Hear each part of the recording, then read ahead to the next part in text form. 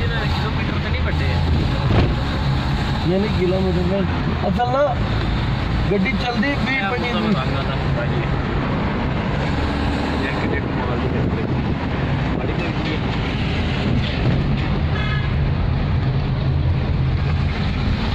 यार घर बड़े मजे दे लगते ने जिहड़े ने ना पहाड़ दे उत्ते बने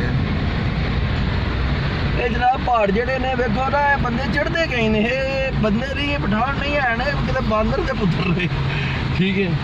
ते बड़े औखे होंगे जनाब ये उत्ते चढ़ते ने जनाब हो अपने इमरान साहब देखो ना लेना मुश्किल हो जाता जब चढ़ जाते ने जी हाँ कलाम सर 38 किलोमीटर रह गया बरीन 3 किलोमीटर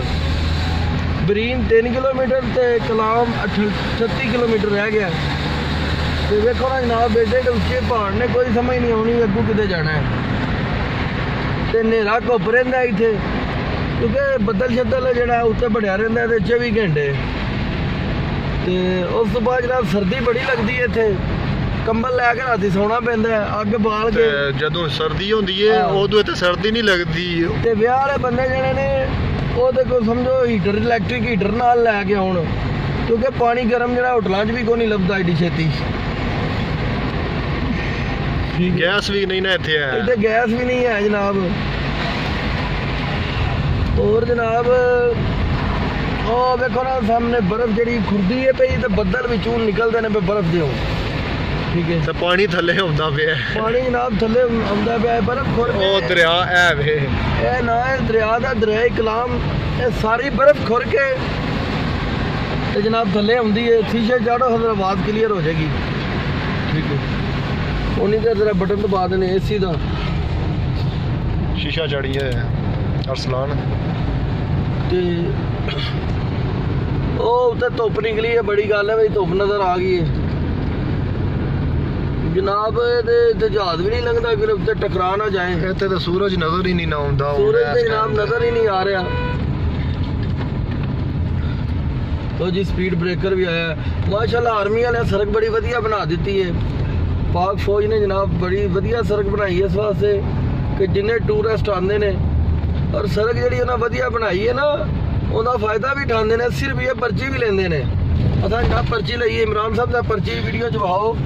ठीक है ए वेखो 80 रुपये की असां जनाब पर्ची लई है ए वेखो लेकिन 80 रुपये का कोई जड़ा ना नुकसान ज्यादा नहीं है क्योंकि सड़क बहुत साफ है सड़क बहुत अच्छी है ये समझो थोड़ी पेट्रोल की बचत निकल आई है बल्कि डबल बचत निकल आती है ठीक है उन्नी गड्डी जी है एवरेज जी है थोड़ी बहुत अच्छी देगी जनाब ए वेखो कितना खतरनाक पुल आया ठीक है इधर कैमरा तमीर हो रही है जी हाँ जेर तमीर है जनाब पुल तो 80 रुपये लई उन्होंने बस जल्दी जल्दी ये कंप्लीट हो जाए वेखो जनाब एक गड्डी गुजर जानी है तो दूसरी गड्डी गुजरेगी ठीक है लो जनाब पीछे साढ़े दो दोस्त ने एक सुते है ये ड्राइवर ने साडे जनाब एक ते एंजॉय कर रहा है एक ने 2.5 लाख जमशेद साहब ड्राइव कर रहे ने होश ही नहीं आती जनाब ते ओ ते बिल्कुल ही सौ गए है इत्थे जनाब गड्डी चलाना बड़ा औखा है इत्थे करो जी तेरा मेरे वाल कैमरा ते ड्राइव जमशेद साहब कर रहे हैं गड्डी चलाना इत्थे बड़ा औखा काम है ठीक है इस वास्ते एक बड़ा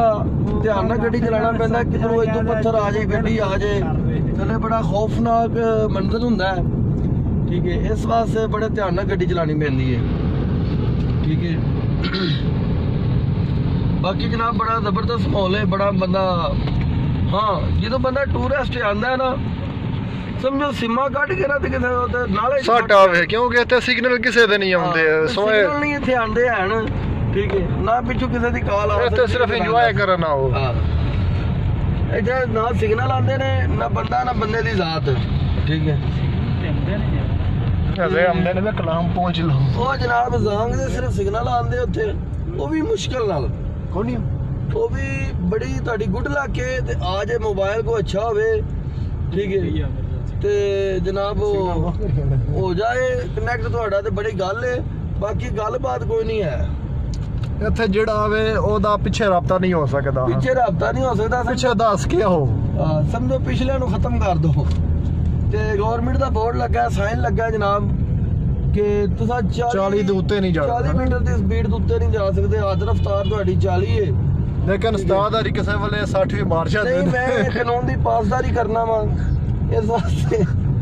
ठीक है लो जी ये पुलिस वाले खलोते ने खैबर पख्तूनख्वा दे बहुत अच्छे बंदे ने जनाब।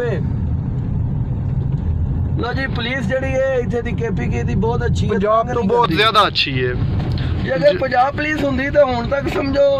ਅਸੀਂ ਕੋ 2-4 ਹਜ਼ਾਰ ਦੇ ਕੇ ਰਾਹ ਚ ਆਉਣਾ ਸੀ। 4,000 रुपया दे के इत्थे तक आउणा सी। ठीक है ਇਹ ਅੱਗੋਂ ਕੰਮ ਜ਼ੇਰੇ ਤਮੀਰ ਹੈ। हां अगू काम जनाब है जेरे तमीर है ਤੇ ਅੱਗੋਂ ਲੱਗਦਾ ਸੜਕ ਜਿਹੜੀ ਹੈ ਨਾ ਖਰਾਬ ਆ ਗਈ ਹੈ। खराब नहीं सड़क बड़ी वधिया है। अल्लाह करे भाई सड़क सही रहे क्योंकि ਅਸੀਂ अपनी मंजिल ते टाइम नाल पहुंच जाएंगे। ते जनाब पुलिस इत्थे दी जनाब बहुत अच्छी पुलिस